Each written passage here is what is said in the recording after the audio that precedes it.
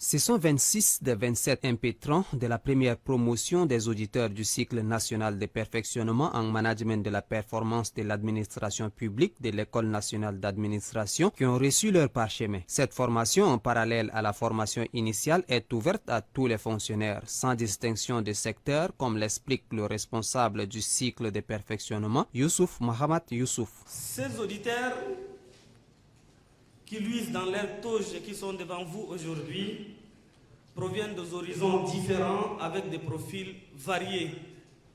80% sont issus de l'administration publique, donc des cadres.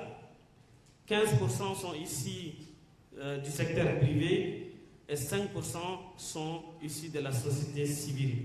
Pour les récipiendaires, c'est évidemment la joie après 2 ans de formation au cours de laquelle il fallait concilier la formation, le travail et la famille pour certains. Mais à la fin, l'effort a fini par être récompensé. Ensemble, nous avons partagé des moments d'intense réflexion, de camaraderie et d'apprentissage. Nous avons été guidés par des enseignants d'exception. Ces 2 dernières années ont été marquées par une immersion dans le cœur même de l'administration publique. Nous avons étudié les enjeux de la performance, compris les mécanismes de mise en œuvre des réformes et acquis des compétences essentielles pour devenir des agents du changement.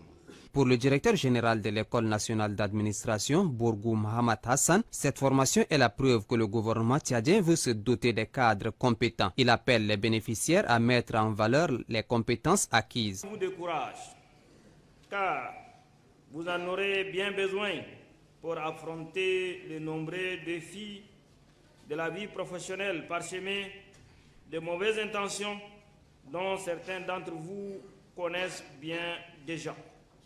Je vous exhorte à rompre avec des pratiques peu recommandables, si c'est le cas, comme la corruption, la concision, le favoritisme, qui sont d'autant des handicaps sur le chemin du développement de notre pays.